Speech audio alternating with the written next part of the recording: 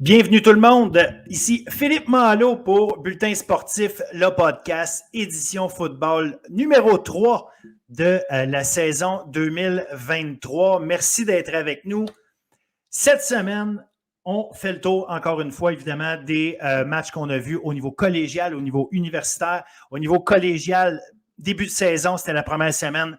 4 matchs en D1, 5 matchs en D2. Donc, on a tout suivi ça avec William Julien. On fait le tour des matchs, on vous analyse le tout. On regarde les grosses performances. Très intéressant en D2, notamment 3 matchs qui se sont terminés sur le dernier jeu de la partie. Ensuite, évidemment, avec Jason, Brian, Jean-Baptiste et Pat Bois, on parle des matchs universitaires, les 2 matchs qui ont été joués en fin de semaine. L'entrée en scène de Concordia qui affrontait les Carabins de l'Université de Montréal. Pendant que le Rouge et Or était en congé, on avait le Vert et Or et McGill qui s'affrontaient, un match qui a été très intéressant à plusieurs égards. Donc, sans plus tarder, je vous invite à rester avec nous, à regarder tout ce qui va se passer, des super bonnes analyses. Et je vous rappelle, présentation de Gagné Sport. Merci Gagné Sport d'être avec nous, de nous accompagner et de nous permettre de vous offrir ce super podcast sur le football collégial et universitaire. À tout le monde, bonne écoute, bon show.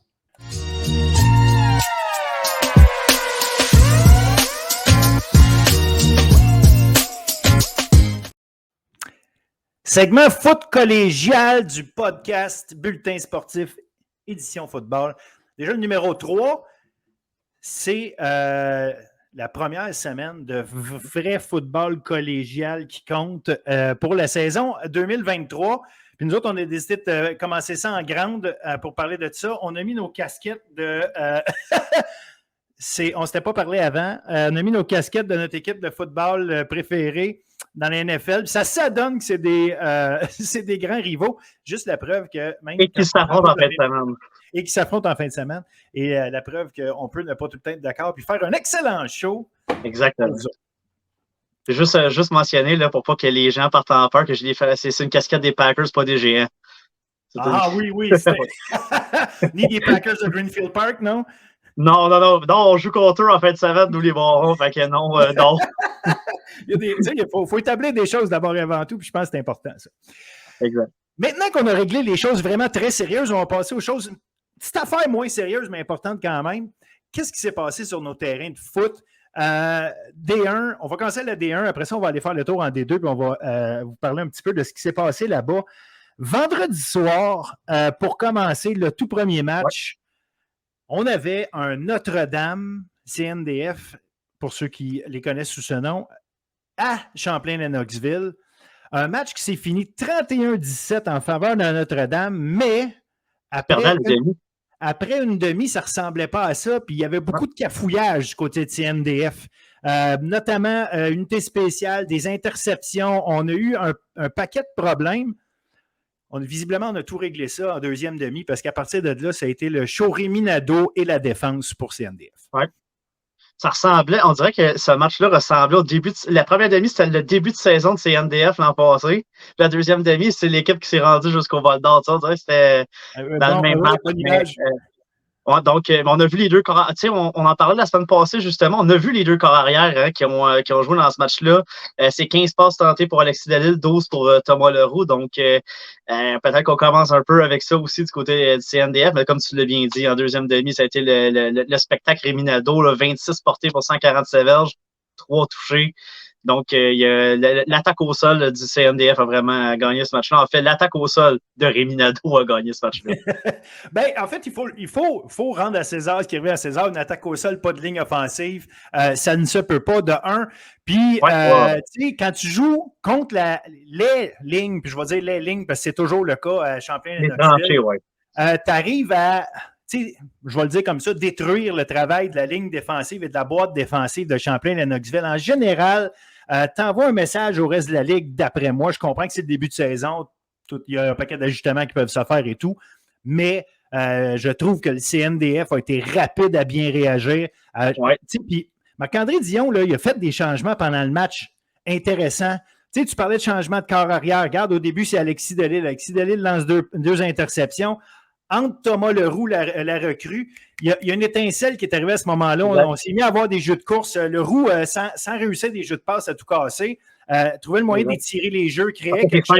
C'est 5 en 12 pour Leroux, c'est même pas 50% de réussite, mais on a vu quand même quelque chose d'un peu plus intéressant. Il a lancé pour 75 verges, alors que l'autre avait 79. Il a lancé une passe de toucher, c'est ça qui a fait aussi un peu la différence. Donc, ça a été quand même un match très intéressant du côté de CNDF, de la façon dont on a réagi à notre mauvais début de match.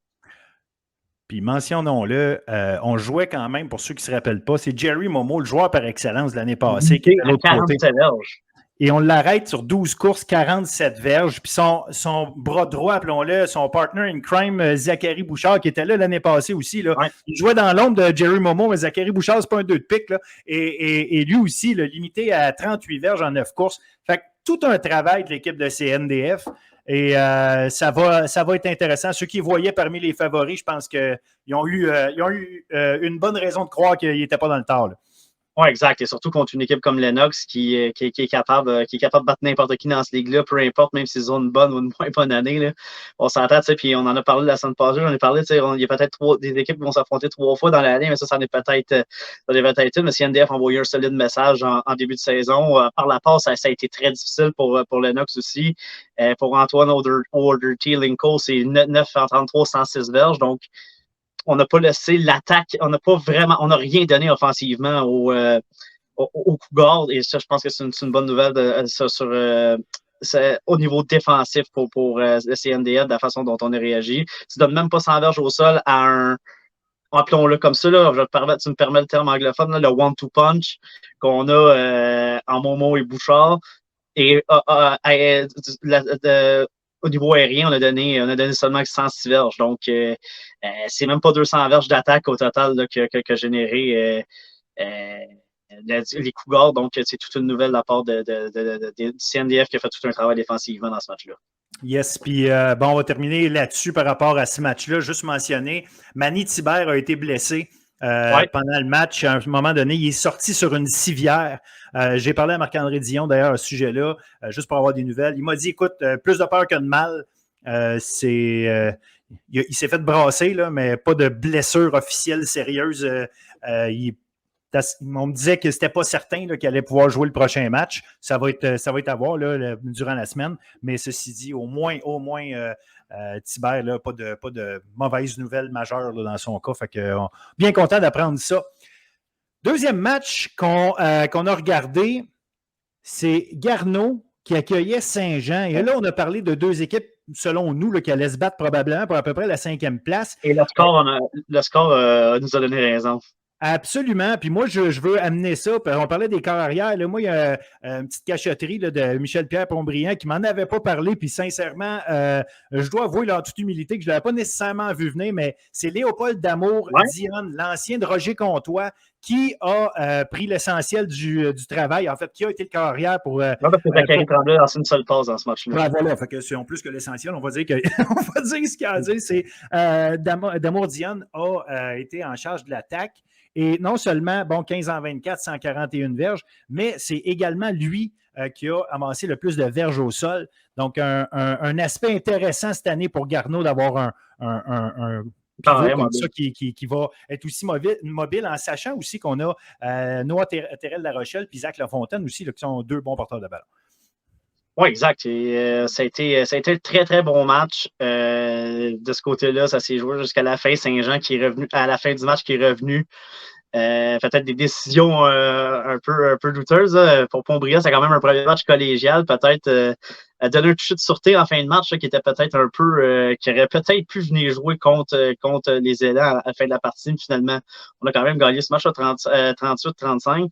Ces deux équipes-là vont se représenter à la fin de la saison. Ça pourrait bien être, Phil, là, si on voit le classement et tout, le match qui va permettre à une de ces deux équipes-là d'entrer en série ou à une de ces deux équipes-là peut-être de finir 5e au lieu de 6e. On est rendu là. Donc, ça a été un bon départ pour Dimitri Morin. Pour le mentionner, excellent premier match comme coordinateur offensif. Il a quand même réussi à faire mettre 35 points sur le tableau du côté des Géants de Saint-Jean. C'est Mathieu Barcelou qui a débuté le match comme corps arrière. S'est blessé à la fin du premier quart, mais Olivier Théroux était exceptionnel en relève, a lancé 3 passes de toucher où il a été victime d'une interception. Mais 18 en 29, 271 verges. On peut parler d'un remplaçant de luxe là, pour ce match-là. Il est revenu, c'est Félix Gagnon qui a été la grosse vedette offensive du côté des Géants, 2 touchés, dont un très spectaculaire sur un catch même on se demandait peut-être si tu vois le ballon partir, tu penses peut-être que c'est une interception. Finalement, ça devient un catch avec une longue course pour le toucher. Il a été exceptionnel. 5 réceptions, 137 verges de toucher. Donc, à chaque fois qu'il a touché au ballon, ça a été très explosif. Excellente performance également de Nathan Carnian, qui est identifié comme un des bons receveurs. 6 réceptions pour 121 verges. C'est lui qui a eu l'autre touché des Géants dans ce match-là, qui ont un peu plus de difficultés au sol. Ça s'est vraiment joué par la passe du côté des Géants, parce que le meilleur coureur, ça a été Jonah Lacasse de 3 courses pour 19 verges. Mathieu Barcelou a 3 courses pour 15 verges. Là, sinon, c'est tous des courses des porteurs. On a même Olivier Théroux qui a 4 courses pour moins 26 verges sur le corps arrière. Donc, au sol, c'est peut-être là que ça s'est joué. Du côté alors, ça a été un peu l'inverse. Du côté de Garneau, c'est le jeu au sol qui a gagné ce match-là. Du côté des Géants, ça a été le jeu aérien qui nous a permis d'aller dans le match. Donc, on a déjà un bon indicatif des forces en présence des deux équipes offensivement après ce premier match. Des tendances, effectivement, qui se sont clarifiées, en tout cas, dans ces matchs-là. On va rester à voir si, justement, on va essayer de peut-être rééquilibrer les choses dans les prochains matchs. Et Barcelou, avant de se blesser, Phil, il avait quand même 6 passes complétées pour 124 verges avec 2 passes de toucher. Donc, les deux carrières des Géants sont capables de passer le ballon. J'ai hâte de voir le vendredi à Grasset qui sera le partant. Je pense que ce que j'entends, ça va être Olivier Théroux, parce qu'on ne sait pas si Mathieu Barcelou ça va être suffisamment en forme pour jouer à la position de carrière. Va peut-être jouer le match. Mais en fait, sera habillé, mais je ne sais pas s'il va être en grande forme pour jouer le match. Mais Olivier Théroux, en tout cas, a donné des arguments à Jean-Philippe Bégin et à Dimitri Morin pour le remettre au poste de corps vendredi soir à Grasset lorsqu'il est venu en relève, parce que les Géants étaient dans le match jusqu'à la toute fin contre Gardner. Ça va être effectivement intéressant de voir ce que cette attaque aérienne-là sera capable de faire contre la grosse défense de Grasset. C'est un bon test en partant. Si on est capable de mettre sur le tableau, mais il va falloir être plus équilibré parce qu'il va falloir être bon pour courir, pour mieux passer le ballon contre cette défensive-là. Donc, si on peut faire des ajustements juste sur le jeu au sol, peut-être que les Géants pourraient jouer un excellent match contre Garneau. Contre Grasset, pardon. Oui, exact. Puis d'ailleurs, Grasset, on va y revenir tout de suite après parce que je veux d'abord aller au match Vieux-Montréal contre Limoilou. Ça, c'était les deux équipes qui avaient fini les 2 premiers classements de la saison régulière l'an passé. Vieux-Montréal, j'avais des doutes. Et je ne sais pas si c'est parce qu'ils affrontaient une machine extrêmement bien huilée en Limoilou qui les a fait particulièrement mal paraître.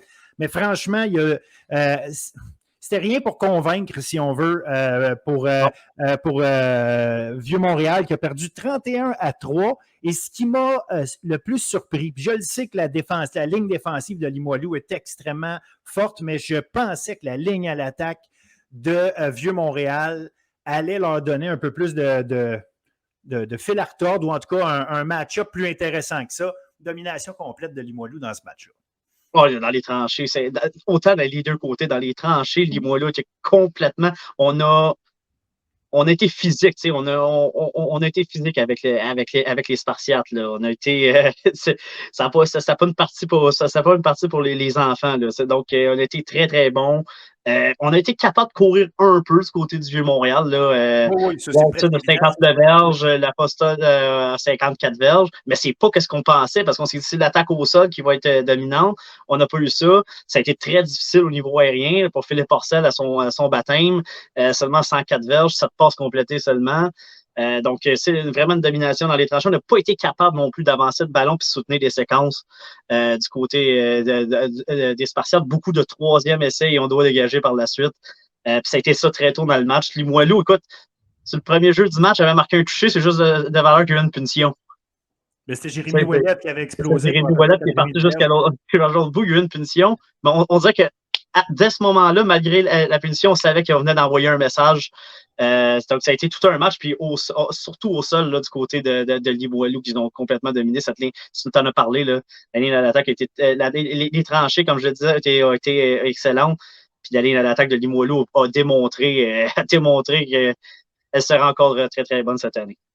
Non, absolument. Puis, tu sais, oui, Philippe Porcel a eu de la difficulté quand on regarde les chiffres, mais la réalité, c'est qu'il a été obligé de se sauver tout le match. Absolument. Puis pour vrai, je trouve qu'il s'en est tiré pas si mal. Il aurait pu. Il a lancé une seule interception, là. Oui, puis je trouve qu'il s'en est tiré pas si mal dans les chiffres sont pas bons, c'est 7-23, là, c'est clair, mais de toute façon, tu regardes le match, tu dis dans les circonstances dans lesquelles il était pris pour travailler, puis il a complété, je trouve, des passes où il a trouvé le moyen de placer des ballons à des endroits à certains moments. À un moment donné, il y avait un contre un contre les lignes de côté pour beaucoup d'espace. Il a mis ce ballon-là, entre les mains. Directement c'était pas juste un travail de receveur qui est allé chercher ça, même si c'est tout le temps un travail d'équipe. Tu as vu que le ballon était vraiment à bonne place. Il va être intéressant de voir là, ce que Orcel va être capable de faire au fur et à mesure que la saison va avancer, s'il peut obtenir un peu plus de protection. Parce que là, en fait, là, contre Limoilou, en tout cas, là, si tu veux exposer tes défauts, façon de parler en attaque, joue contre Limoilou, ils vont t'expliquer de A à Z ce qui te manque.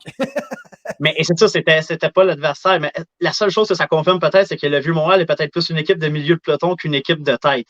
Comme on pensait. Exact. Et ça fait juste confirmer ça. J'ai hâte d'avoir Orcel contre une équipe là, où il va peut-être avoir le temps de prendre plus son aise et tout. C'était pas le meilleur match pour débuter une carrière et de prendre de la confiance que de jouer contre des Titans du Limoilou qui arrivent quand même d'une victoire au bol d'or et qui est encore dans les favoris pour le gagner cette année. Mais on a vu des équipes, il n'y a pas si longtemps, commencer une saison avec une défaite de 57-0 puis finir par gagner le bol d'or. Donc, il reste bien du football à jouer. Oh oui. Quatrième match en D1, Grasset contre Vanier. Tu parlais d'équipe de haut classement versus mi-classement. Là, moi, j'avais mon impression, puis je pense que tu pensais la même chose d'ailleurs, c'est que Vanier... bon, moi, je les vois derniers. Je comprends que pour certaines personnes, ils ont vu là un manque de respect. Ah oui, on se les fait dire, c'est correct. On est capable d'en prendre. Qui n'était pas content. Puis la seule affaire, je leur ai demandé, puis je leur ai même dit en anglais, « Prove me wrong ». Et ils n'ont pas réussi à faire ça. 44-8 pour Grasset. En fait, c'était même 44-0. Ça a pris un touché en fin de match de Lucas Latendresse qui a célébré ça avec grande joie. Malgré tout, c'était 44-8. Puis, tu sais, il faut le dire, là, moi, j'ai trouvé la performance notamment de Grégory Moulenda-Saint-Pierre, qui était receveur de passe l'an passé, qu'on a transformé, ou en tout cas qu'on a ramené au niveau de porteur de ballon, ce qui a déjà été au niveau secondaire. Il a été fantastique. Lui, Kervin Paul. Les chiffres, en fait, là, si vous allez sur le site du RSEQ, sont assurément pas bons. Je vous le dis tout de suite, là, c'est pas cette course pour 33 verges. Je ne crois pas à ça une seule seconde, à moins qu'il y ait eu un moins 60 verges que je n'ai pas vu quelque part. Mais je peux vous dire que Kervin Paul a couru pour pas mal plus que ça. Puis, Moulenda-Saint-Pierre, bon, c'est peut-être 73 verges comme c'est écrit, là, mais c'est 3 touchés. Ça, c'est possible, mais il y a assurément un problème avec les chiffres de Kervin Paul parce que le duo ensemble ont franchement fait du gros travail. Mentionnons aussi, c'était les débuts de Johnny Skoulakis, recrue, qui arrivait de Notre-Dame, premier match au niveau collégial. Première passe lancée dans les mains du joueur recru par excellence de l'année passée, le secondaire Benjamin Blaise. Fait que, tu sais, ça commence dur, mais bon, tu sais... Et une chose qu'on a été incapable de faire du côté de Vanier, c'est de distribuer le ballon. Seulement 3 receveurs qui touchent au ballon, 3 receveurs différents qui touchent au ballon durant le match.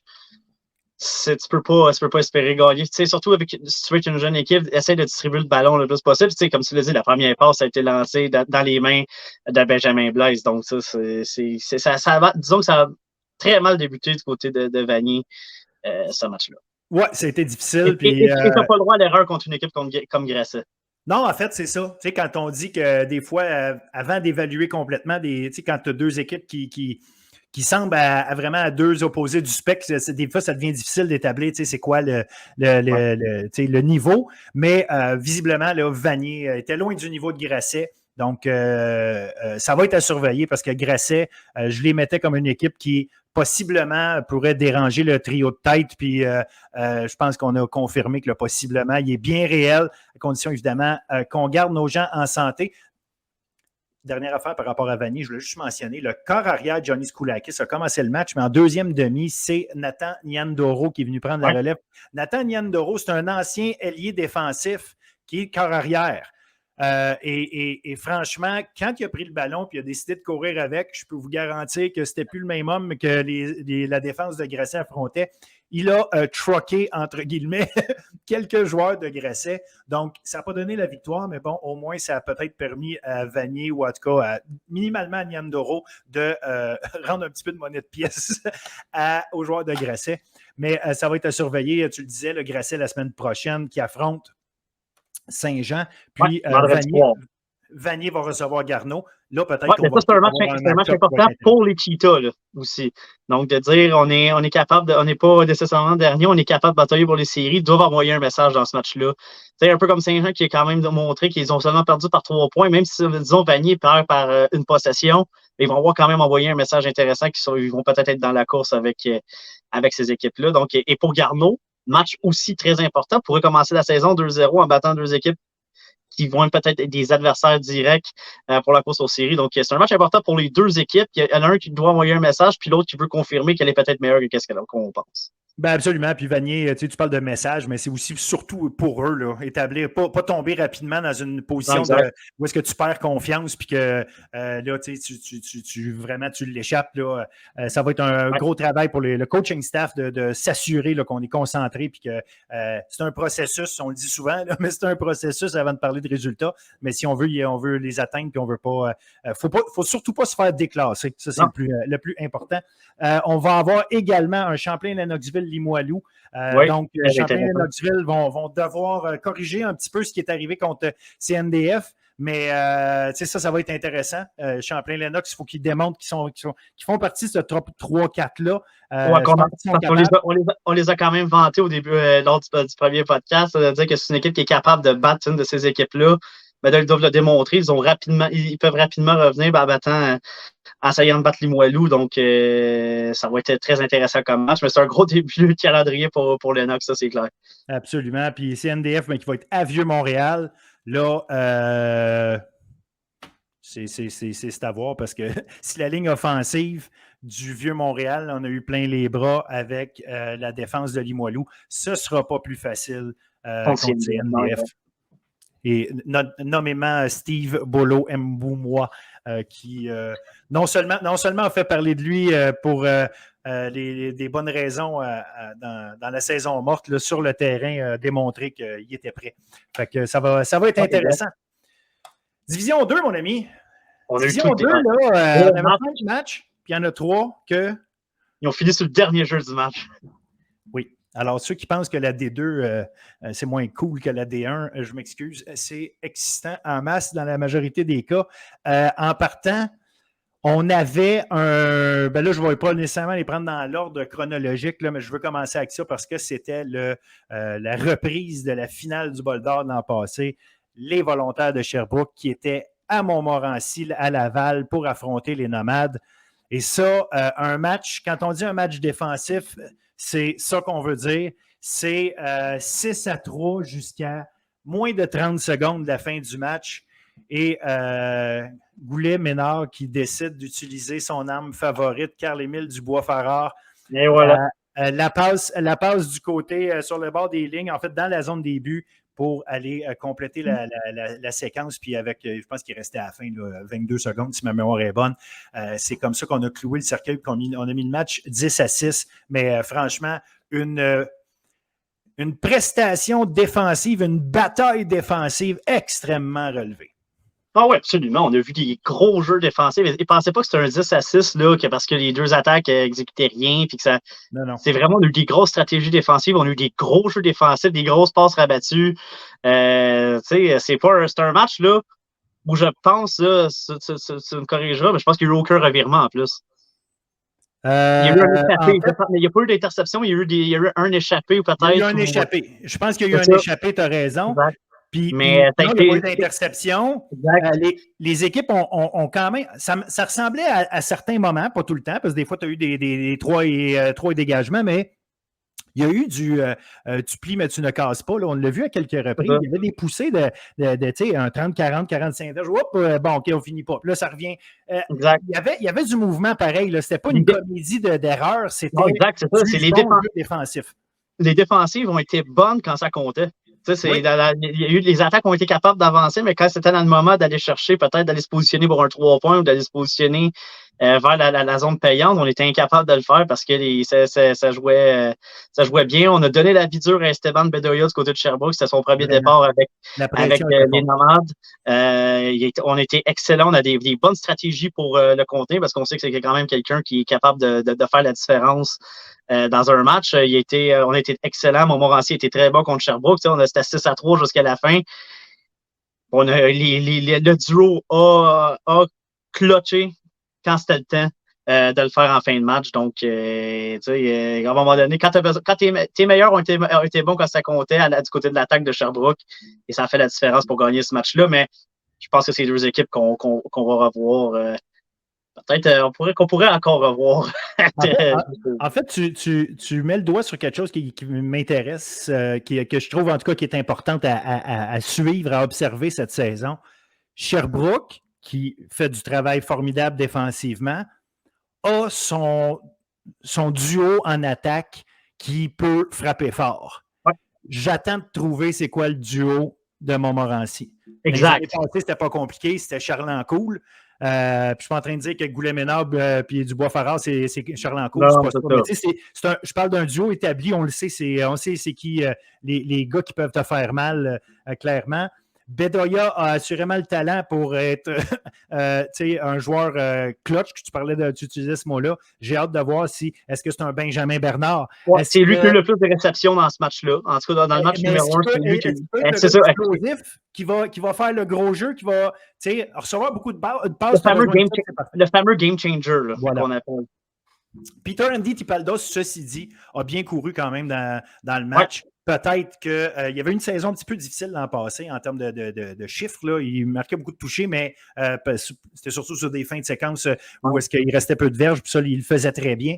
Mais amasser des bonnes courses régulièrement. Il en a fait quelques-unes. Peut-être que ça peut aider parce que la ligne à l'attaque de Montmorency était clairement meilleure quand venait le temps de faire des jeux de course que quand c'était le temps de protéger contre la passe. Donc, ça peut peut-être... La ligne à l'attaque de Montmorency m'a confirmé des choses qu'on s'attendait qu'elle serait bonne, puis elle a été très bonne dans ce match-là contre Sherbrooke, contre une défensive qui est quand même exceptionnelle de l'autre côté. Yes. Autre match qui promettait beaucoup, c'était John Abbott à Saint-Hyacinthe. Ah, ouais. Quand on dit promettre, ils ont donné tout un spectacle. Le cœur arrière de John Abbott, c'est Glenn Valentine. Et Glenn Valentine en a donné pour son argent à tout le monde qui était sur place. Et sur le dernier jeu du match, on a parlé de dernier jeu du match, ben, ça aussi, c'est un match qui a fini là. Une course pour terminer, il restait juste plus de temps. Il a terminé ça avec une course de 6 ou 9 verges, je me rappelle pas. Il a été lui le meilleur porteur de ballon de John Abbott dans ce match-là. Il y a eu 9 courses pour près de 100 verges là, environ. Là. Donc, il a été exceptionnel avec ses jambes tout le match. A quand même lancé pour 161 verges. Il n'a pas fait la différence tant que ça avec son bras, mais il a fait la différence avec son bras pour aller chercher les premiers essais. Oui. Souvent, c'est pas des longs jeux, mais il est allé des 3e et 3, des 3e et 4. Il était capable d'aller convertir des petites passes pour aller chercher les premiers essais. Puis ça, des fois, c'est aussi important que d'avoir 8 passes de toucher dans un match. Parce qu'il a fait avancer le ballon et le jeu au sol de John Abbott s'est occupé d'aller chercher les touchés qui ont fait la différence pour gagner ce match-là par un placement. Puis c'était intéressant parce que oui, ça finit 31-28, mais c'était juste 15-4 à la mi-temps. Oui, exact. Saint-Hyacinthe ne faisait rien offensivement. Puis il restait 1 minute à faire en troisième quart. C'était encore 18-7. Fait qu'on est loin du 31-28. C'est juste qu'après ça, explosion. Xavier Roy, que je m'attendais, que je ne savais pas s'il allait revenir au collégial, que plusieurs pensaient, bien, Xavier Roy est revenu, puis il a une bonne course de 70 verges à un moment donné au milieu. Ouais. Il a mis ça, il a aidé à faire ça, à mener ça, excuse-moi, à 18-14. Ensuite, tentative de feinte de dégagement arrêtée. Saint-Hyacinthe qui reprend le ballon à mi-terrain. Ouimet finit par lancer une passe de toucher à Dylan Leclerc. Ils prennent les devants pour la première fois du match. Ouais. Il reste 6 minutes 40 à jouer, là. Puis c'est 21-18. Puis comme je te dis, après ça, on s'est échangé des affaires d'un côté comme de l'autre et c'est allé jusqu'à la fin. Écoute, c'était 28-25 pour Saint-Hyacinthe. Puis je pense qu'il restait 1 minute à jouer, même pas. Même pas, je pense que 56 secondes ou quelque chose comme ça. Fait que tu sais, c'était juste dire que ceux qui ont fait la gaffe de dire, bon, à un moment donné, après 3 quarts, ce game-là est fini, puis elle s'est mis plate. Oh, vous avez raté. Vous avez raté le show de la fin de semaine. Mais une chose que je veux souligner, Phil, si tu me le permets, c'est mon ancien carrière que j'ai eu pendant 3 saisons à Saint-Jean, Marc-Antoine Mallet, qui a lancé ses 7 premières passes au niveau collégial. Là, il a plus une course, donc très content pour lui.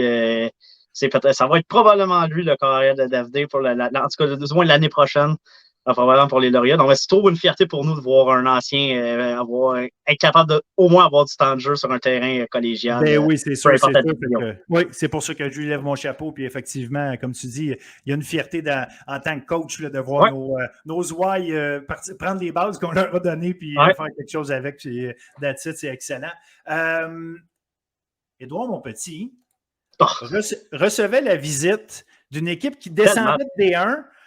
À qui on a peut-être été un peu dur la semaine passée quand on les a analysés en disant pas sûr qu'ils ont quelque chose à nous montrer autant qu'on voudrait. C'est peut-être une équipe qui pourrait avoir des difficultés. Raconte-moi ce que tu as vu dans ce match-là parce que ça finit 30-25 et Lévis se sauve avec la victoire. On parlait de 3 matchs qui avaient fini sur le dernier jeu du match en blanc. On avait besoin d'un toucher en fin de match côté de Lévis. Ça s'est terminé sur le dernier jeu du match. Édouard qui a joué. Édouard a envoyé quand même un bon message. Là. Honnêtement, une défaite de 30-25, tu mènes jusqu'à la fin contre Lévis. Très honorable. C'est très honorable. Donc, ça, c'est bon pour la suite des choses. Mais sur le dernier jeu du match, malheureusement, on perd ce match-là. Mais il ne faut pas. C'est sûr qu'une défaite sur le dernier jeu du match, ça fait mal, mais les Lynx doivent le voir quand même comme tu l'as dit, une défaite honorable. Je pense que c'est le bon mot. Et de bâtir là-dessus, que finalement, ils sont peut-être capables de mieux rivaliser que certains le croient avec des équipes. C'était quand même une équipe qui, comme on disait, descendait de Division 1. Oui, qu'on avait peut-être été un peu dur quand même, mais c'était quand même eux les favoris dans ce match-là parce qu'ils descendaient de la D1 et qu'on savait que peut-être qu'ils avaient des meilleurs éléments. Ça a quand même tout pris pour aller gagner ce match-là. À Édouard, ça a pris le dernier jeu du match sur une passe à la fin du match. Donc, tout un match entre les deux équipes du côté du Cégep Édouard-Montpetit. Puis c'est intéressant parce que justement, tu parlais du coaching, là, justement, on aime ça voir nos jeunes, mais aussi quand ceux qu'on coach, on leur donne le message, hey, croyant en vous, on a une bonne équipe cette année, là, c'est correct, là, on a ce qu'il faut. Puis justement, tu mets des bonnes bases pour la saison de ton premier match. Ça fait en sorte que le message aussi va passer. La confiance on peut embarquer. On le sait là, qu'on est capable de jouer contre des équipes comme ça. Donc, ça, c'est intéressant.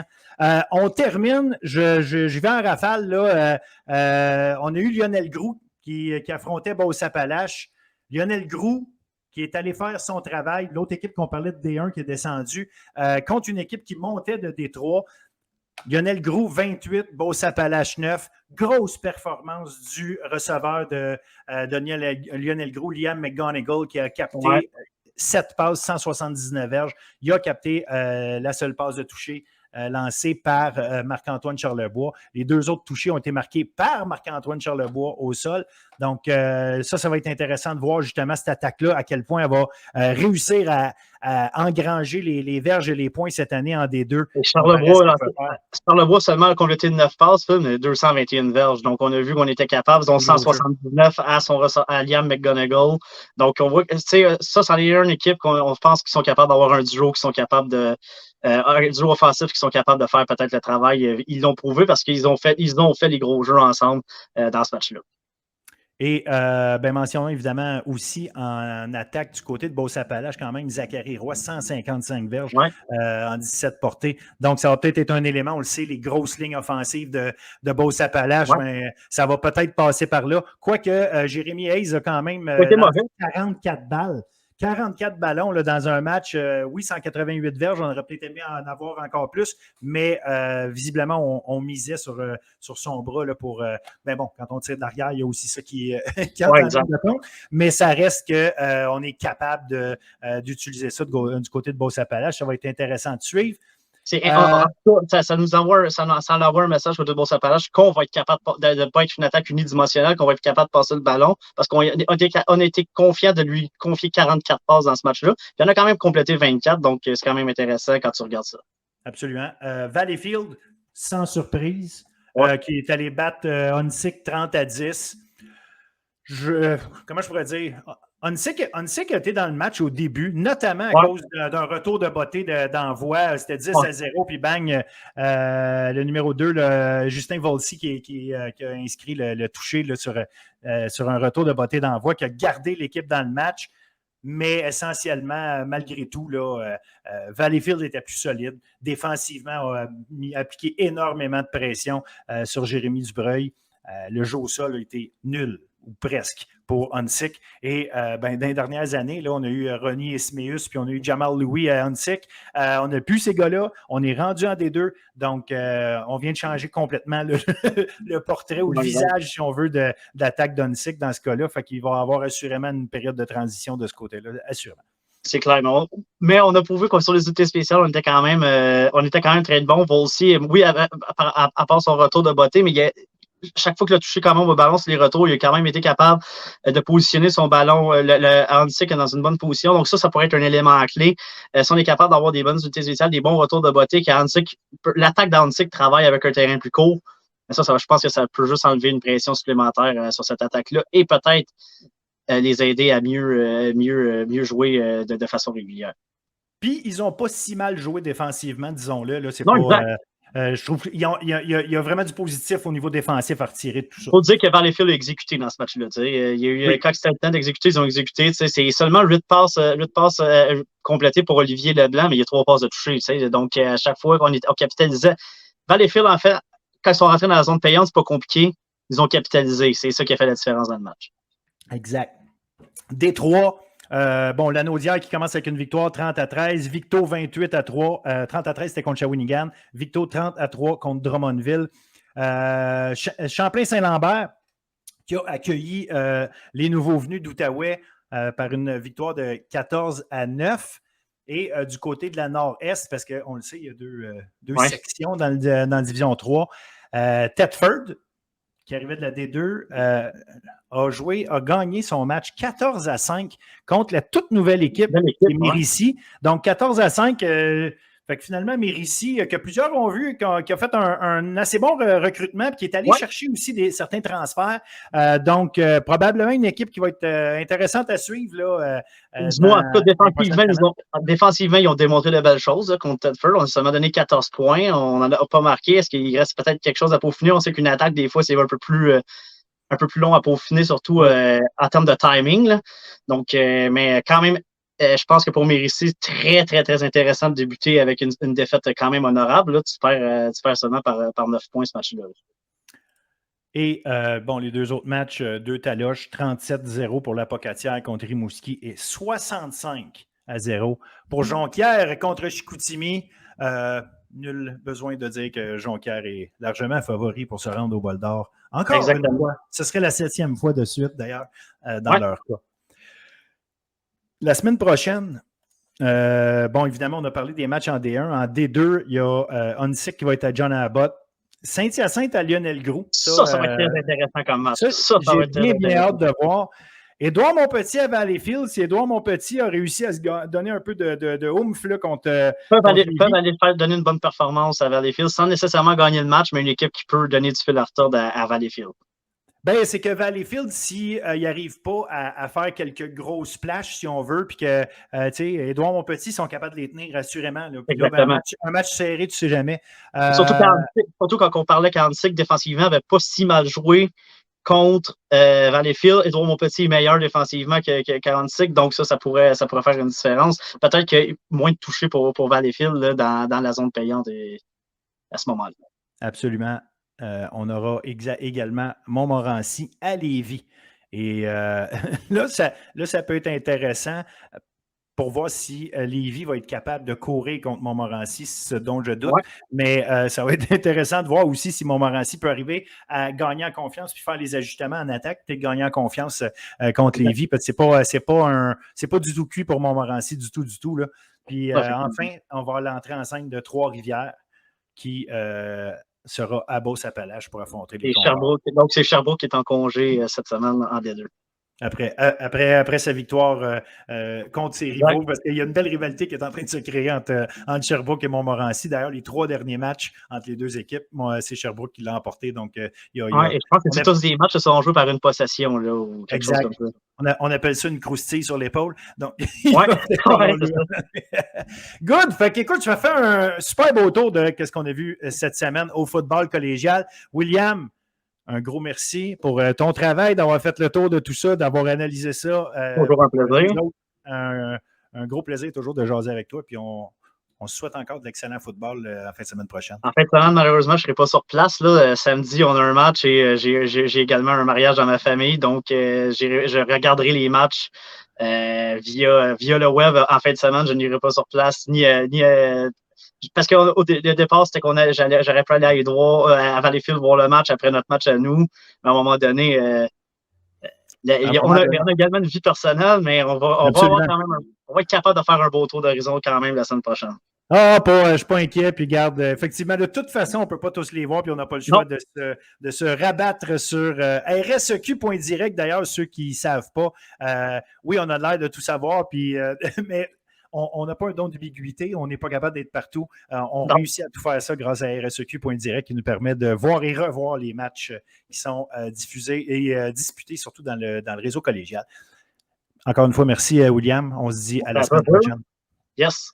Bye. Salut.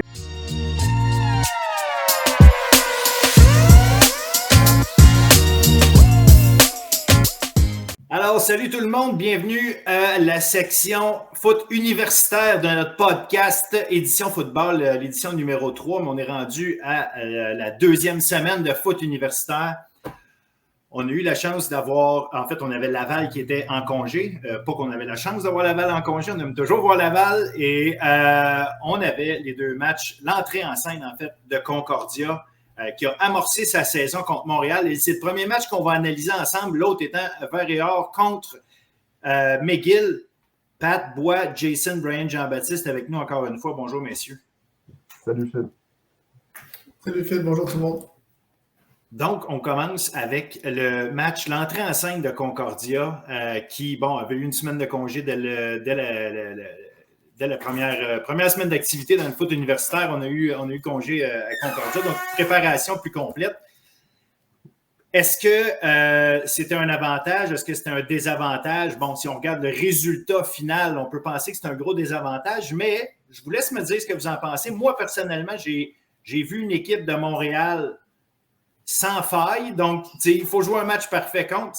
Puis c'est probablement ça qui donne le résultat final qu'on a vu. Parce que Concordia n'a pas été si mauvais que ça. Je ne sais pas ce que vous en avez pensé.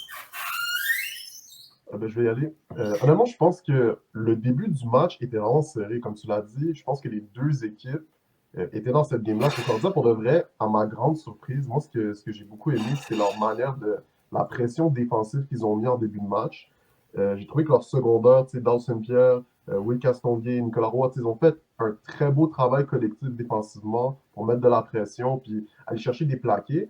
Puis je pense que du côté de Montréal, en début de match, j'ai trouvé que il y avait des petites erreurs, il y avait des ballons échappés, il y avait des trucs que dans le fond, ils ont quand même un peu manqué de fluidité en début de match. Je pense aussi qu'il y a certaines choses que Concordia a fait défensivement qui a dû les surprendre vu que c'était la première fois avec un nouveau coordonnateur défensif. Fait que je pense que ça a pris un certain temps d'ajustement, mais à partir du 2e quart, avec notamment Jonathan Sénécal qui a pris un rythme, puis surtout avec Montréal, leur jeu de course leur a permis de garder un contrôle dans le match avec Glody.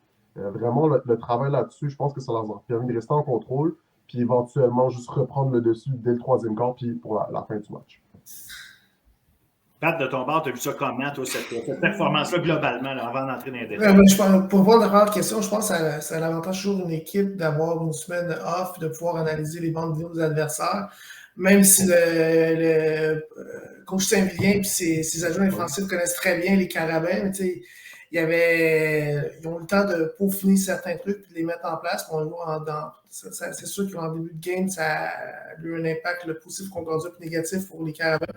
Je pense que les Carabins sont bien ajustés sur ce qu'ils ont vu. Puis en deuxième demi, le goulot compresseur a juste fait la job. Mais je pense qu'en première demi, Concordia était quand même assez ajusté. Puis autant des deux bords, je pense que c'était ça joue un petit peu nerveux. Montréal, ils ont 3 gros drops. Concordia, je pense qu'on a 2 autres drops qui auraient fait un gros impact là, dans la game, surtout en fin de première demi, qui auraient peut-être pu mettre un toucher de plus. Mais ça a été des deux bords. Fait que, je pense que quand même pas une première demi pour Concordia, mais je pense qu'il a manqué de consistance en deuxième demi. Puis il y a une évolution à avoir de leur côté. Mais il faut qu'ils jouent une game complète. Bien, et là l'histoire, c'est que j'ai l'impression, puis on va le voir, évidemment, plus la saison va avancer, mais les 2 premiers matchs de la saison m'ont donné l'impression que Montréal ne te donnera rien. Là. Fait puis je ne parle pas juste défensivement, je parle même offensivement. Ils ne te donneront pas la chance de rater des jeux. Donc, il faut que tu les tiennes tout le long du match pour arriver justement probablement. Puis quand je dis les tenir, là, c'est vraiment sur tous les 3 aspects du match. Là, être capable de jouer de te donner une chance de gagner. On l'a dit la semaine passée, on a regardé McGill aller, puis on trouvait qu'il se tirait dans le pied. Après ça, on regarde Concordia qui s'est tiré dans le pied en échappant des ballons. Mais ça reste que Montréal ne te laisse pas de chance. Donc, si tu échappes un ballon ici, tu fais 2-3 erreurs là, il en profite, il réplique toucher. Et ça fait trop mal. Tu es incapable de suivre ce rythme-là. C'est infernal le rythme qu'ils te font vivre Montréal avec leur attaque comme ça cette année. La quantité d'armes qu'ils utilisent, le jeu au sol qui s'établit de plus en plus. J'étais impressionné par voir un Lucas Berthet d'Embélé, justement, qui c'est un gars qu'on avait vu collégial, OK, mais tu te demandes tout le temps, c'est surtout à la position de porteur de ballon, je trouve que c'est une position où c'est difficile de déterminer lesquels vont être capables de devenir dominants au niveau universitaire. Un gros match encore des gars, puis au niveau du jeu au sol, qui a permis d'établir un paquet d'affaires. Puis regarde, Sénécal encore, giga performance. Puis si c'est pas d'un ballon échappé par Legault, qui est un toucher sûr, tu dis, OK, là, on remonte les statistiques à un autre coche. Fait que, tu sais, il y a peut-être 2-3 ballons échappés, mais bon, ça va arriver dans chaque match. Il ne faut pas capoter avec ça, mais c'est vraiment une question, comme je dis, en tout cas, moi, la façon dont je vois Montréal, j'ai vraiment hâte de les voir dans 2 semaines contre Laval parce que, franchement, en ce moment, les 2 équipes qu'ils ont affrontées, ce n'est pas des équipes qui ont mal joué, mais à la fin du match, le pointage est complètement dans un seul sens. Je suis totalement d'accord avec toi. Moi, je pense que du côté de Concordia, il y a quand même des bonnes choses à retirer. Tu as mentionné les échappées dans leur jeu de passe, mais je pense aussi que le fait que cette année, ils n'ont pas Jalen Grieve, ils n'ont pas Jacob Salvain encore. Ces 2 joueurs, c'était 2 gros receveurs dans les années précédentes qui ont beaucoup contribué, qui ne sont pas là. Fait que je pense qu'il fallait trouver un rythme. Puis, c'est beaucoup je pense, de recrues et de jeunes joueurs quand même qu'ils ont ajouté à leur groupe de sorts. Je mentionne notamment Oriela Poirier-Shot, c'est un ancien d'ANC, fait que j'adore à lui. Ouais, c'est des joueurs comme ça que je pense que ça va juste être d'avoir des répétitions puis de gagner vraiment un confort, une zone de confort dans l'attaque. Mais je pense que tout de même, offensivement, ce que j'ai aimé de Concordia, la ligne offensive, je trouve qu'en protection, ils ont un peu de la difficulté, mais au niveau de la course et les blocs sur les jeux de course, je pense qu'il y a un bon travail qui a été fait. Dwante Morgan, Frank Chembe, ils ont quand même bien contribué, ils ont quand même bien couru le ballon. Puis Olivier Roy, de son côté, malgré la pression sur lui, moi, de ce que j'ai vu, je trouve qu'il a pris les bonnes décisions, il a fait du mieux qu'il pouvait avec ce qu'il y avait. Donc, je trouve qu'offensivement, ça va être juste de continuer de construire des choses, de continuer d'avoir plus de confort. Puis, globalement, je pense que Concordia, ils ont montré quand même ils ne sont pas laissés complètement dominer. La première demi, il y avait des bonnes choses, surtout défensivement. J'ai beaucoup aimé comment ils ont approché les choses. Fait que moi, la question, ça va être est-ce qu'ils peuvent combiner tout ça pour être un peu plus complet puis être un peu plus constant sur la durée complète d'un match? Et Pat, de ton côté, qu'est-ce qui a été, si on pourrait dire, l'élément qui t'a marqué de Concordia, justement, dans leur performance à travers tout ça? Parce que, comme je dis, moi, j'ai été marqué quand même par Montréal, même si j'ai vu des très, très belles choses de Concordia. Mais qu'est-ce que dans le jeu de Concordia te donne quand même espoir, ou en tout cas donne l'impression de quelle tendance ils vont peut-être essayer d'avoir cette année? Ouais, je pense qu'ils ont une belle exécution offensive en début de partie. Olivier Roy prenait des bonnes décisions dans le style d'attaque RPO qu'il faisait. Par contre, je pense qu'il y a 2 sacs, c'était des fois selon moi, peut-être pas des pressions qu'on dit, je pense que c'est des RPO parce que le ballon doit partir plus rapidement qu'Olivier il a comme gelé sur certains looks qu'il a vus. Mais tu sais, je trouve quand même qu'il a joué un match quand même assez solide. Défensivement, au début, j'étais impressionné Concordia, l'approche d'y aller, ça mettait beaucoup de pression, ça se mettait dans leur demi-coin en face d'Assane Dosso. On les jouait quand même assez serrés. On voulait, je pense, prouver un point que on était là pour se battre et on n'était pas intimidés. Je pense que, comme que Jason disait, dans les deux bords de la balle, une fois que les jeunes joueurs ou les joueurs défensifs qui sont souvent rentrés du système de Polo, mais on prend plus d'expérience, plus de contrôle sur ce qu'ils font. Je pense que la saison est quand même prometteuse pour Concordia. Moi, l'élément qui m'a vraiment impressionné de Concordia, c'est le jeu au sol qui sont arrivés à établir avec le duo Morgan et Tchembe. L'an passé, de mémoire, je ne pense pas qu'aucune équipe ait couru comme ça contre Montréal. Montréal qui est reconnu pour sa boîte défensive. J'ai trouvé le travail à ce niveau-là qui, lui, a duré tout le match, ce jeu au sol-là qui a été constant.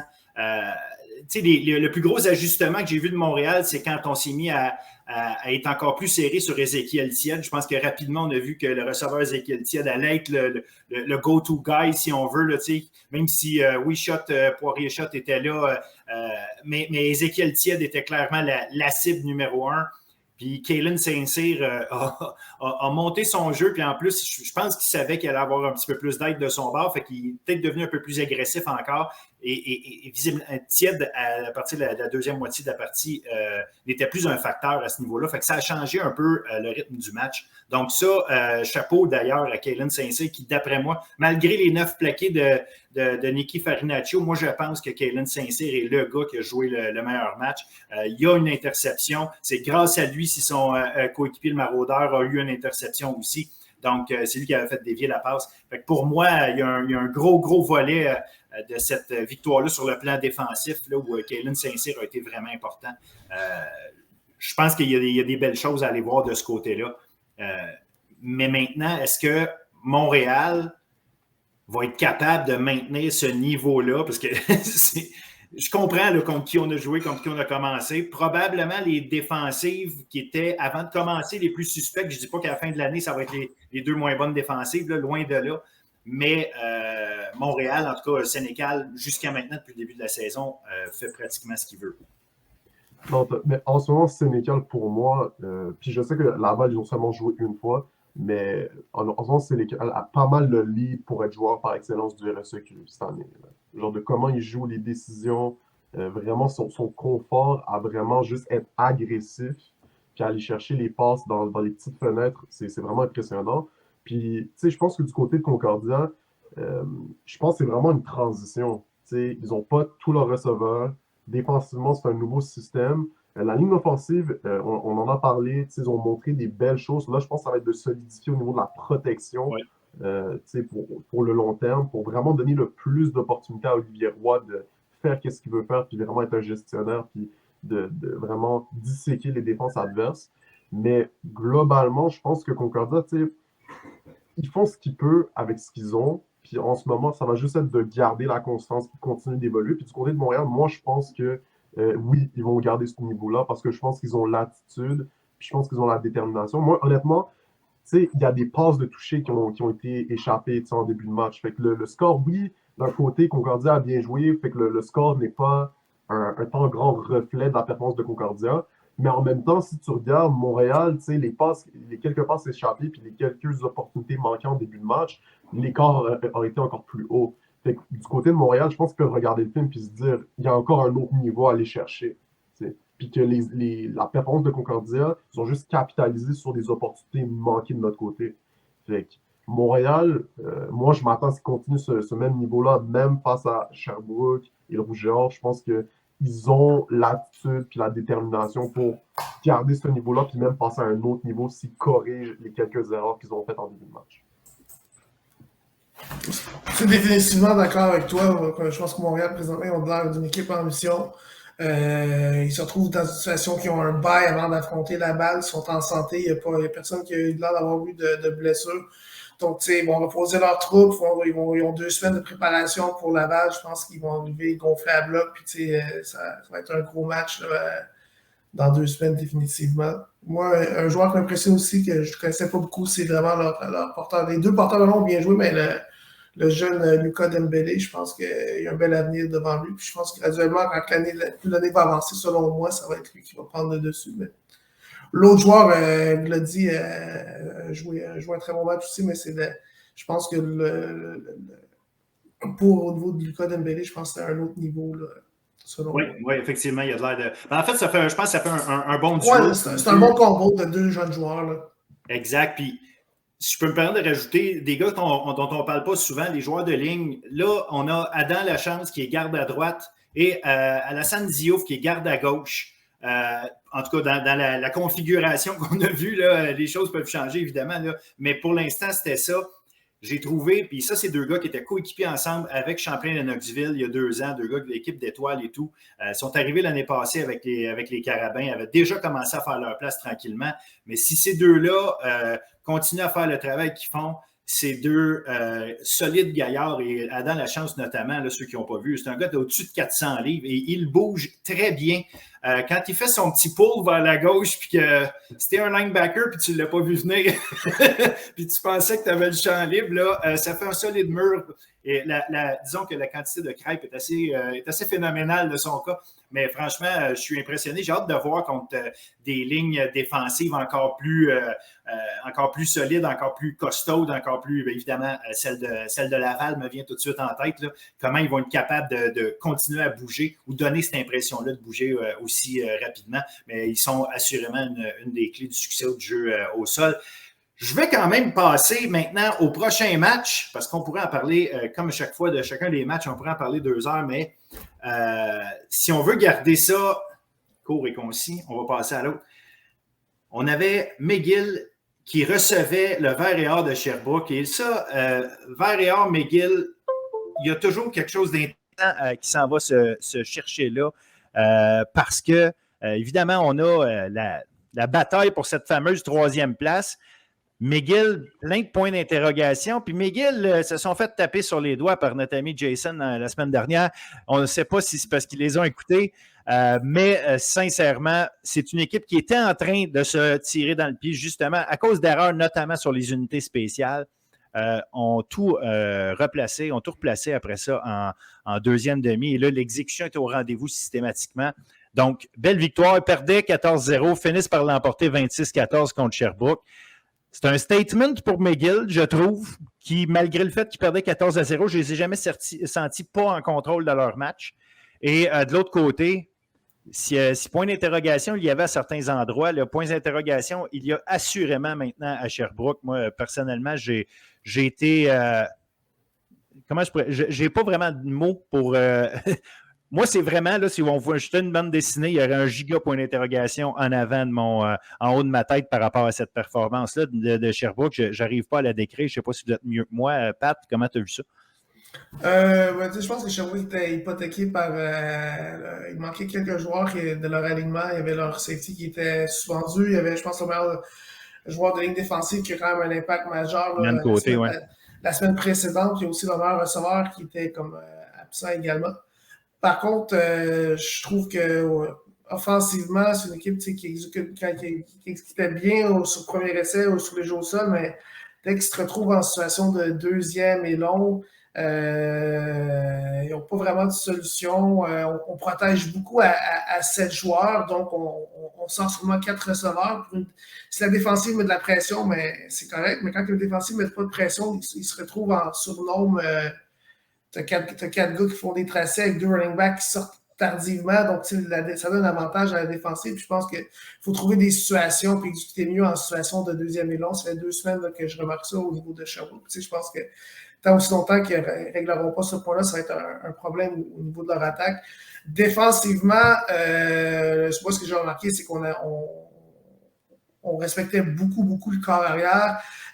Sur les jeux de zone read, on envoyait souvent notre joueur, l'ailier défensif, directement sur le corps arrière. Ça faisait en sorte qu'on se retrouvait à Sherbrooke des fois avec des boîtes on avait comme 4 D-line, 2 secondaires, avec un gars qui est l'autre, on se retrouvait qu'on avait un casque sur un casque. Donc, tu sais, ça a ouvert beaucoup les allées pour les porteurs de ballon. Même des fois, on jouait avec seulement 5 gars dans la boîte défensive. Donc, on n'a pas été avantagé. Puis je trouve que leur groupe de secondaire a un très mauvais match. Sur les blitz, on a raté beaucoup de plaqués dans le champ arrière. Puis même au deuxième niveau, quand les porteurs de ballon de McGill étaient 1 contre eux, mais ces gars-là ne faisaient pas le jeu. Donc, je pense que si tu regardes les verges qu'ils ont donné au sol, c'est 277 verges. Tu ne peux pas donner ça à ce niveau-là. Puis s'ils ne règlent pas ce problème-là rapidement, je pense qu'avec Dillon, ça les aide beaucoup. Mais je pense que c'est ils ont des potentiels de se faire exploiter à ce niveau-là dans la prochaine semaine. Ils vont se faire tester au sol, ça c'est sûr. Tu as parlé des secondaires, justement, qui n'ont pas connu un bon match. Puis c'était un des éléments là, de la défense, justement, de l'aspect vraiment collectif de la boîte, où est-ce que tu n'avais pas de. Je parle de l'an passé, pas nécessairement de vedette à part Dylan Côté, puis tu avais Jérémy Véro qui était là l'année passée. Eux deux ont joué une saison tellement solide qu'ils arrivaient à pouvoir jouer une 3-4, puis je pense que ça leur permettait d'avoir. Souvent, en fait, ils jouaient une 3-4, c'était pas systématique, là, mais souvent, ils jouaient une 3-4, puis à ce moment-là, tes linebackers avaient de l'espace puis arrivaient à aller travailler parce que c'était bloqué au centre. Là. On arrivait à faire cette semaine, ce qu'on a vu, on a exposé justement peut-être un peu un aspect de cette défensive-là en passant à travers la ligne défensive trop aisément. Donc, le jeu au sol, il s'est placé. Puis bon, une fois que le jeu au sol est placé, laisse-le aller. Puis Éloi, si Éloi, on en parlait, hein, si Éloi peut avoir des partenaires à qui donner le ballon, au lieu que ce soit lui qui reçoive les coups jeu après jeu, ben là, c'est Brandon Ciccarello qui a fait le travail là, de A à Z. En tout cas, au niveau du jeu au sol, ça a été un match phénoménal de sa part. 100%. Honnêtement, McGill, je suis vraiment content. Pour de vrai, bravo. Pour vrai, j'étais content. Là. Pour de vrai, la semaine dernière, j'avais dit je veux voir mieux, puis ils ont exactement fait ça. Ils ont fait mieux. Je pense qu'ils étaient plus confortables. Je pense qu'ils ont appris. Je pense que globalement, ils ont eux-mêmes réalisé que leur pire ennemi, c'est eux-mêmes. Puis je pense que quand tu réalises ça, puis quand tu prends les choses sérieusement, puis que tu joues à ton niveau, la ligne offensive de McGill peut jouer. Honnêtement, sur la course, c'est une ligne offensive qui a du talent. C'est un groupe de vétérans qui sont capables d'exercer de la belle pression, de faire des beaux blocs, puis de permettre à un gars comme Brandon Ciccarello de vraiment bien jouer. Puis j'avais une performance exceptionnelle avec 153 verges. Après ça, du côté du jeu de passe, Éloi Latendresse-Régeval, je pense que le fait d'avoir un jeu de course qui le supporte, où il n'y a pas toute la pression, ça lui a permis de trouver Abdallah Traoré et Zachary Magnan pour des passes de toucher. Au troisième quart, ils ont dominé le troisième quart. Puis défensivement, du côté de McGill, Ilan Barbaras, Philippe Trudel, Ryan McNally, Brandon François, tous ces gars-là, du côté de leur défensive, ont extrêmement bien performé. Ils ont tous fait des gros jeux. Puis je pense que collectivement, après avoir pris le contrôle au troisième quart, ils ont juste bien managé le reste du match pour vraiment bien finir les choses en beauté. Puis du côté de Sherbrooke, honnêtement, pour moi, la question, c'est vraiment parce que globalement, moi, de mon point de vue, il y a encore les bonnes choses qu'on avait vues l'an passé, mais je pense que le problème, c'est qu'il y a encore, je pense, du mal à obtenir un certain rythme et une certaine fluidité dans leur jeu de passe. Notamment, tu l'as mentionné dans les situations de down and distance qui sont plus difficiles, à aller chercher et compléter des passes dans les zones profondes. En ce moment, je pense qu'il y a encore un peu une transition, il y a encore une espèce d'aspect d'essayer de se retrouver là-dedans, on dirait qu'il n'a pas encore été complètement maîtrisé dans la manière dont l'attaque est gérée. Ça fait du sens. Fait que je pense que pour la suite des choses, ça va être de retrouver un certain niveau de constance, d'être plus confortable, de continuer de tenter des choses, notamment avec Marc-André Char. Je pense que l'attaque au niveau du jeu de course est solide. Je pense qu'avec leur ligne offensive, c'est toujours solide. Je pense que c'est vraiment leur jeu de passe sur les situations de down and distance plus compliquées pour faire. Parce que je pense pas que c'est une équipe qui est faite pour faire du football de rattrapage. Je pense que c'est une équipe qui est faite pour vraiment contrôler le rythme, s'affirmer avec leur ligne offensive, courir le ballon, puis capitaliser sur leurs opportunités via le jeu de course. Faire du football de rattrapage dans le sens de vraiment s'axer sur leur jeu de passe pour marquer des points, je pense pas que c'est ça leur identité cette année. Fait que pour moi, pour la suite des choses, ça va être vraiment important de juste continuer de tenter des choses. Puis je pense qu'éventuellement, leur défense joue toujours aussi bien. Fait que je pense que ça va vraiment être une question de garder confiance puis continuer de tester des choses en attaque. Mais il y a un élément d'exécution, là, pareil, dans l'attaque de Sherbrooke. Puis en passant, moi, je veux quand même lever mon chapeau au groupe de la tertiaire de McGill qui a fait un travail personnellement que je ne m'attendais pas nécessairement à voir cette année. Pas comme ça, en tout cas, pour ce match-ci, il faut leur donner. Ils ont été excellents. Puis je pense que c'est un des éléments qui a peut-être fait hésiter Anthony Robichaud à plusieurs moments, justement. Anthony Robichaud, on dirait qu'il n'arrivait pas à trouver ses options, puis tu en as parlé tantôt, Pat, dès que c'était un peu long, on dirait qu'il ne se trouvait pas, là. Mais il y a un élément d'exécution qu'il faut aller chercher. Est-ce que tu peux gagner au football canadien en n'ayant pas un jeu de passe minimalement constant où tu le sais que tu es... Puis c'est pas parce qu'ils n'ont pas des bons joueurs, là. Tu parlais de Marc-André Shaw, je le sais qu'il manquait William Marchand, c'est vrai. Mais William Marchand n'a pas connu un match de champion du monde, celui de la première semaine. Est-ce que c'est parce qu'il cachait un bobo déjà? Ça, c'est une chose. Mais ça, c'est une affaire. Ensuite, bien évidemment qu'on va avoir besoin de Giroux au plus vite à un moment donné. Mais ça reste que Kevin Morin, là, il savait attraper des ballons l'année passée. Il est encore là. Marc-André Shaw, il faut que ça connecte encore plus souvent. On le voit, là, ça fait 2 semaines qu'il en essaye là, un match où est-ce que ça va se mettre à connecter 2, 3 puis 4 fois. Là, ça peut faire toute la différence. Mais on a hâte de le voir arriver, ça. Ça reste à la fin, c'est de l'exécution. C'est une passe, une petite affaire trop longue. Justement, des hésitations, peut-être. Puis là, les hésitations viennent de où? Est-ce que c'est la couverture qui est trop bonne? Est-ce que c'est un tracé qui est moyennement compris par soit par la carrière, soit par le receveur, puis qui fait en sorte qu'on n'est pas exactement à la place qu'on s'attendait? Il y a quelque chose là, à aller améliorer de ce côté-là. Non, je suis d'accord, mais tu sais, il y a quand même des choses positives, notamment, tu sais, leur porteur de ballon recru, Jonathan Martel, il a très bien joué sur les unités spéciales. Oui. Peut-être que c'est un gars qui pourrait éventuellement être ajouté dans leur jeu de course en attaque. Leur recrue, Léo Roy, en défensive, il a fait des gros jeux, il a bien joué, il était confortable. Fait qu'il y a des choses positives qu'on peut retirer de ce match, puis en fait des 2 performances qu'ils ont eues, la performance aussi contre Laval. Mais je pense que, comme tu l'as dit, ça va juste être de tester des choses, puis de continuer de trouver plus de confort, puis plus de rythme, puis d'avoir juste une meilleure exécution globale dans leur jeu en attaque, leur jeu aérien. Fait que ça va vraiment être intéressant à suivre. Je pense que Sherbrooke, c'est une équipe que, je pense, d'ici le milieu de la saison, là, je pense qu'on aura une meilleure idée de c'est quoi leur attaque, c'est quoi les limites, puis qu'est-ce qu'ils peuvent faire. Là, je pense qu'ils sont encore en train de se chercher, de se trouver, puis d'exécuter, puis de peaufiner des affaires. Oui. Pat, tu vois ça comment, toi? Oui, mais je pense que, tu sais, aussi, tu sais, c'est une équipe qui a un nouveau commentateur offensif. Donc, tu sais, tu peux pas.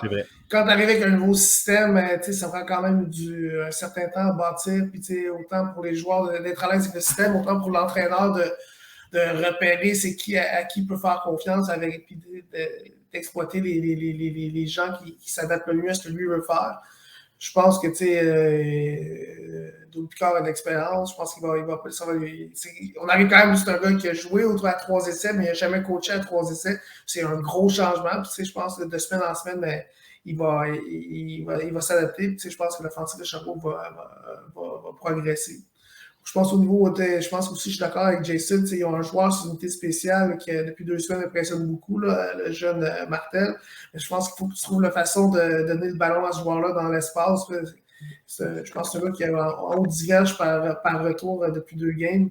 Je pense qu'il faut que tu trouves, même si c'est un jeune joueur, je pense qu'il faut trouver une façon de donner quelques touches à ce joueur-là aussi qui peut être explosif pour l'offensive. Oui, effectivement, je pense qu'il y a un élément de dynamisme là, qu'on a avec Jonathan Martel-Joseph. D'ailleurs, qui a porté le ballon quelques fois la semaine passée. Probablement, ça peut peut-être être une bougie d'allumage quelque part. Là, des gars comme ça qui changent un peu le rythme, justement, parce que c'est pas juste une exécution systématique d'être au bon endroit et de capter des ballons, mais peut-être justement faire briser des plaqués, faire rater des joueurs, arriver à battre un gars 1 contre 1 simplement par ta vitesse. Donc, ça, c'est des éléments que peut-être qu'il faut aller chercher. Du côté de Sherbrooke, ça va être intéressant. Sherbrooke, la semaine prochaine, vendredi, reçoit Concordia. Est-ce qu'on peut déjà, pour Sherbrooke, parce que la saison est courte, hein, c'est 8 matchs, c'est le 3e de la saison, est-ce qu'on peut parler d'un, je ne veux pas dire do or die, là, on n'est pas rendu là, il faut quand même affronter tout le monde 2 fois, là, mais on se place dans un sapré pétrin, là, si on se retrouve à 0-3 pour commencer l'année. Sherbrooke, pour eux, c'est un must-win. Je pense que oui, mais en même temps, Puis de mon ressenti des matchs des 2 dernières semaines, moi, il y a vraiment cette année, de ce que je comprends, il y a un écart entre le Rouge et Or, les Carabins sont vraiment hauts, puis l'équipe qui est troisième en ce moment, c'est vraiment pas clair en termes de qui se situe genre pour vraiment être en position pour peut-être aller chercher une victoire à domicile face à une de ces deux grosses équipes-là.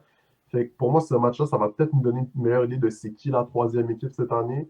Fait que oui, d'une certaine façon, c'est un must-win pour Sherbrooke, mais en même temps, j'ai envie de dire que non, parce que je trouve que Sherbrooke, Concordia, McGill, ils sont très dans le même niveau, puis je pense que même s'ils perdent ce match-là, je pense qu'ils ont encore du temps pour se rattraper puis se retrouver d'ici la mi-saison.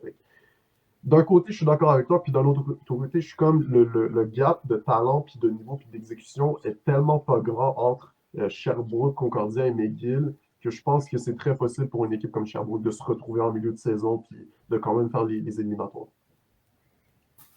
Bon, je pense que vous avez mis le point. C'est vraiment une ligue à deux niveaux. Tu as Montréal et Laval qui sont vraiment dans une ligue à part.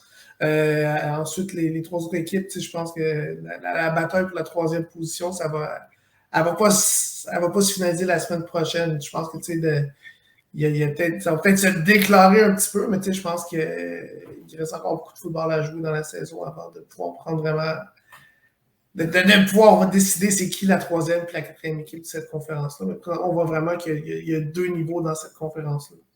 J'ai envie de rajouter, l'écart est vraiment grand.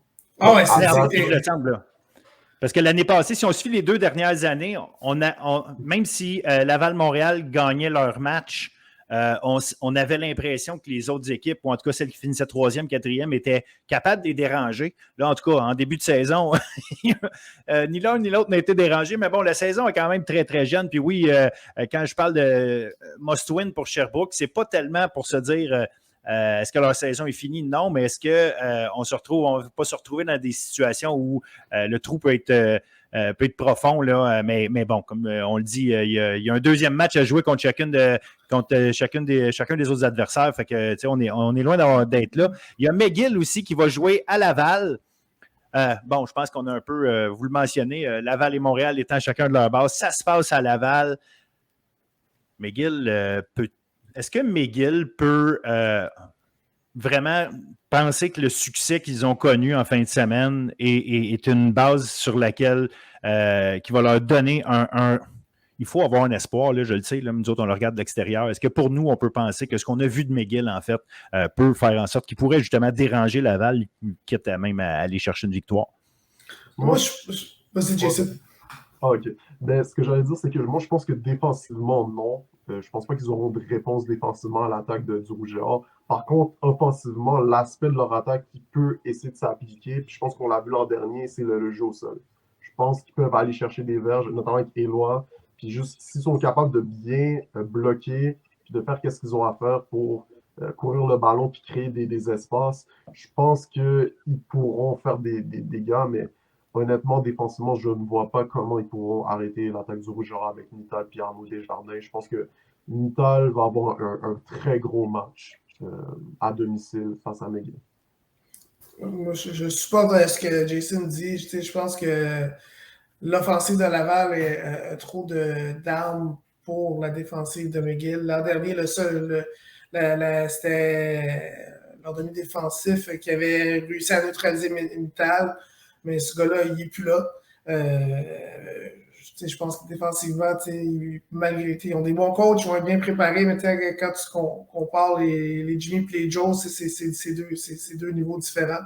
Je pense que pour pouvoir rivaliser avec Laval samedi prochain, ça va leur prendre une game parfaite à l'offensive. Il faudrait que ce soit une genre de match de 37, un 35-28.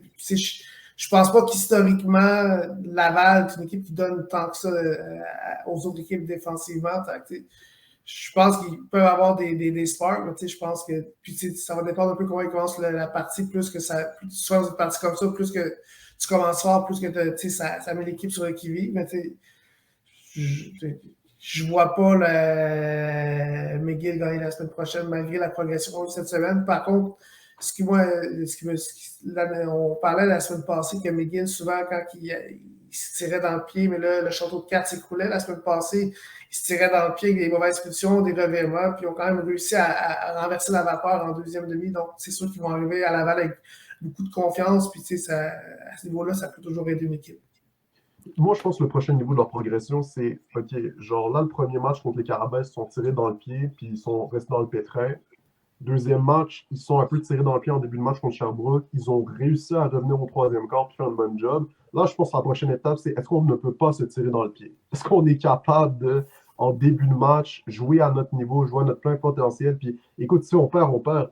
Mais je pense que ça va être ça la prochaine étape de leur progression. Est-ce qu'on peut éviter de faire des pertes de ballon, de ne pas bien exécuter, d'oublier des assignations? Est-ce qu'on peut jouer à notre niveau? Puis, hey, si on perd, on perd. Mais je pense que McGill ont montré que quand ils jouent à leur niveau, ils sont capables de faire plus que ce qu'ils ont montré dans les dernières années. Fait que moi, c'est ça mon attente. Est-ce qu'on peut commencer le match avec un bon niveau d'exécution? S'ils perdent, ils perdent. Mais moi, je m'attends à ce qu'il y ait peut-être un meilleur niveau d'exécution en début de match pour être capable de nous donner un bel effort.